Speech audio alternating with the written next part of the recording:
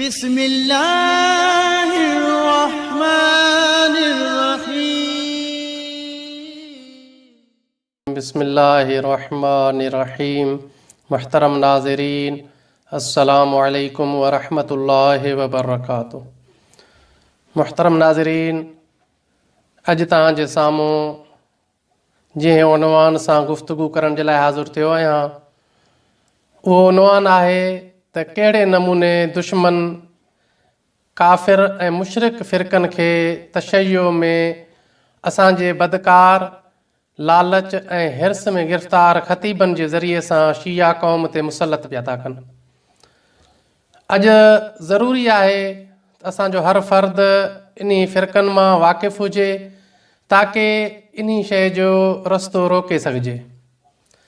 उहे कहिड़ा क़ाफ़िर ऐं मुशरिक फ़िरक़ा आहिनि उन्हनि मंझां غالي ऐं مفوضه आहिनि जिनखे अॼु असां रिवायत जे ज़िमन में गुफ़्तगू कंदासीं।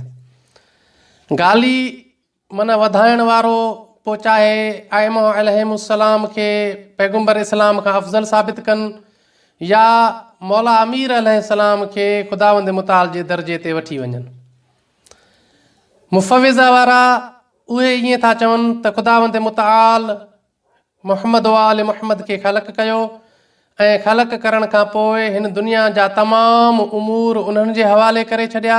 हाणे मुहम्मद वाल मुहम्मद ही हिन दुनिया खे हलाए रहिया आहिनि। यानी इहो मुफ़विज़ा जो तरीक़ो आहे। अचो आइमा अलैहिस्सलाम जे नज़र में ॾिसूं त इहे छा आहिनि ऐं इन्हनि सां उथण वेहण इन्हनि जी मदद करण जे लाइ कीअं मज़म्मत थियल आहे। असांजे किताब नवादिरुल अख़बार में हिकु रवायत नक़ल थियल आहे 192 सिफ़े ते इमाम अलैहिस्सलाम फरमाइनि था الغلاة ڪفار والمفوضة مشركون। इहे जेके غالي आहिनि उहे क़ाफ़िर आहिनि ऐं जेके मुफ़विज़ा वारा आहिनि उहे मुशरिक आहिनि। पोइ अॻिते मौला फरमाइनि था वमन जालसहुम व खालतहुम व आकलहुम व शारबहुम, जेको बि शख़्स इन्हनि सां गॾु वेहे, इन्हनि सां उथे वेहे, इन्हनि सां गॾु मानी खाए, इन्हनि सां गॾु पाणी पीए, व ज़वजहुम औ तज़वज इलैहिम, उन्हनि खे रिश्तो ॾिए, उन्हनि खां रिश्तो वठे ऐं इन सां गॾु उन्हनि खे अमानतूं ॾिए, उन्हनि जूं अमानतूं पाण वटि रखे, या उहे अगरि कंहिं का ॻाल्हि कनि त उन्हनि जी ॻाल्हि खे सही सम्झे। ऐं अॻियां लफ़्ज़ जेके फरमाए था वआनहुम बिशतरे कलमतिन, ऐं उन्हनि जी मदद करे अगरचे उहो मदद हिकु कलमे जे ज़रिए सां ई छो न हुजे, हिकु लफ़्ज़ जे ज़रिए सां ई छो न हुजे।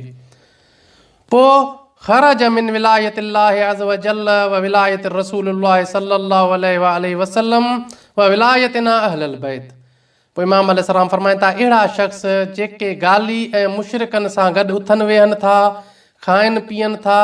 हाणे غالي ऐं मुशरिक न, हाणे हिते जेको इमाम अलैहिस्सलाम रवायत में जेको मौज़ू आहे उहे अफ़राद आहिनि जेके इन्हनि सां गॾु उथनि वेहनि था, इन्हनि सां गॾु खाइनि पीअनि था, इन्हनि सां गॾु इन्हनि खे रिश्ता ॾियनि था, इन्हनि खां रिश्ता वठनि था ऐं इन्हनि जी मदद कनि था। इन्हनि सभिनी जे लाइ इमाम अलैहिस्सलाम फरमाए थो हू त غالي ऐं मुशरिक आहिनि, लेकिन इहे अफ़राद बि ख़ुदावंद मुताल ऐं असांजे विलायत खां महरूम रहिजी वेंदा, निकिरी वेंदा।